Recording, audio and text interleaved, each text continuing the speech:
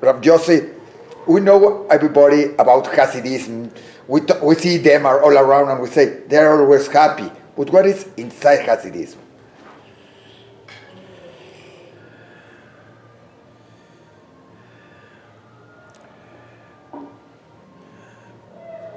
First of all, when you say Inside Hasidus, I think of my website, which is called Inside Hasidus, where I try to teach Hasidus inside, or to take the inside of Hasidus and bring it outward.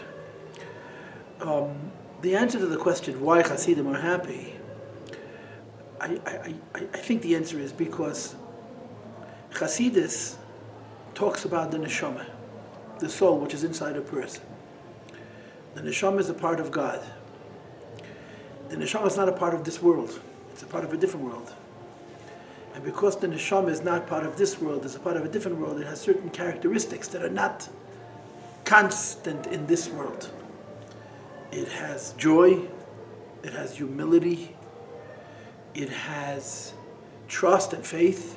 In other words, the neshama, the soul's relationship with God, is not based on proof. It's based on inherent knowledge, knowing from inside. So a person who's a chassid tries to live a neshama life. And if you try to live a neshama life, that's one of the symptoms of a neshama life, is that you're living in a good world rather than in a bad world. In other words, in this world, if you look at it from a physical perspective, we're all trying to survive. Chassidim don't survive, they live.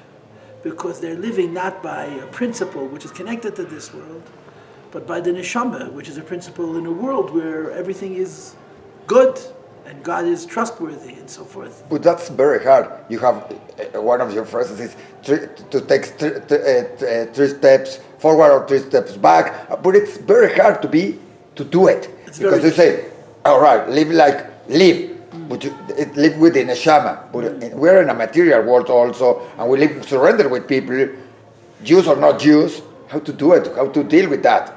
Yeah, that's true. And every day it's a struggle. You know, the difference between knowledge and faith. You collect knowledge. You know material stuff. Yes. Once you know it, you know it. Yes. Faith, every day you have to do it again. Emunah, yesterday's emunah is not enough for today because you have to bring it out from inside. And the same is true with simcha, with joy. So Hasidim live a certain way that brings out their simcha. They do different things in order to give the Hasidus voice.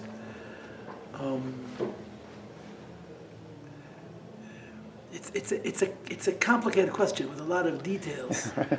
But if you have to say to somebody, live this way, which one will be the steps? What you would say to that person is, tips. This is what the neshama is. And now a person has to try and align his life with the neshama. And in general, if you want to change anything in yourself, you try to find rituals, you try to find actions.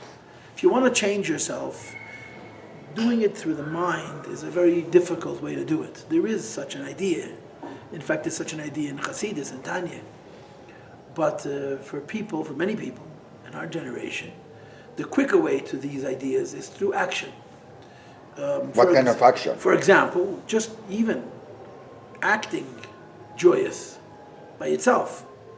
If a person makes himself act joyous, even if he doesn't feel it, it becomes his personality. And that's very helpful. But I think the most true action that a chassid could do to have a connection to his neshama is to give to other people. That's what the Rebbe taught us. That in our generation... We are not talking about money, it's important. It's to give many things. Give yourself. Give your time, the idea that the Rebbe said in the very first Maimer, when the Rebbe became a Rebbe, that he quoted Rashi and a Chazal, and he said that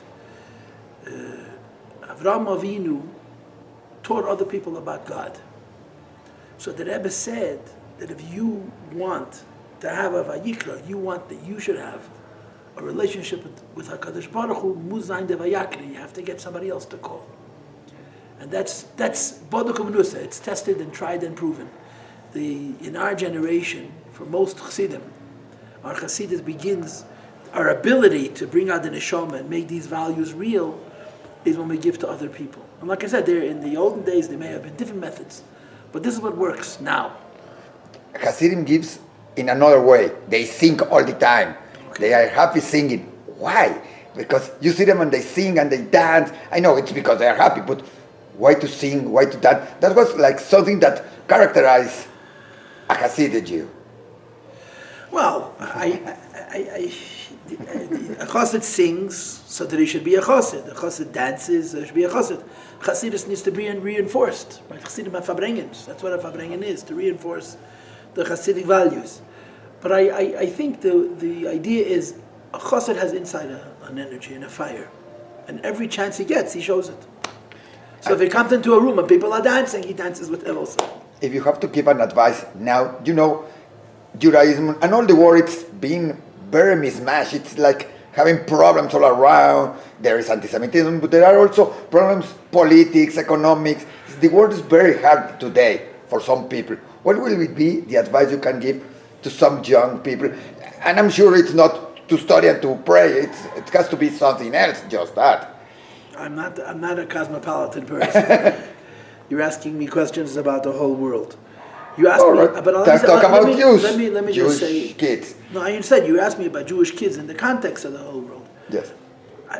It's very general, and whenever you ask a general question, you're going to get a very vague answer. All right.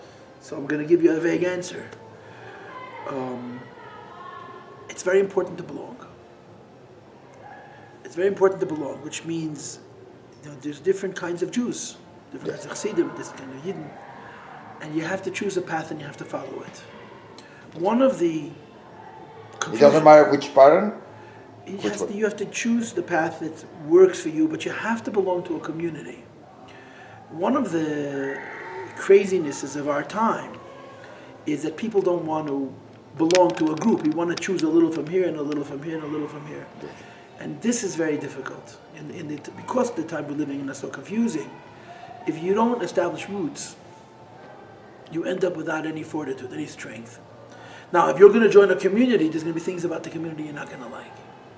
But that you have to accept. You're asking a question, I'm giving you an answer. The question is, how do people deal with all the confusion and the entanglement in the world? And I'm giving you a simple answer. It's a partial answer. Yes. You're asking a big question, I'm giving you a small answer. Perfect. That a person has to choose a path and follow it. And in every community, there's imperfection, and that's just life. Is there a perfect pattern or a better pattern than other for you? Absolutely, yes. It's called Mashiach Tzidkenu. Thank you very much. Always Mashiach Tzidkenu, and Mitzvah Hashem is coming. The Rebbe teaches us that we have to want Mashiach, and if we'll want Mashiach, and we'll ask for Mashiach, Hashem will give us Mashiach. Thank you very much. Chazak v'emetz.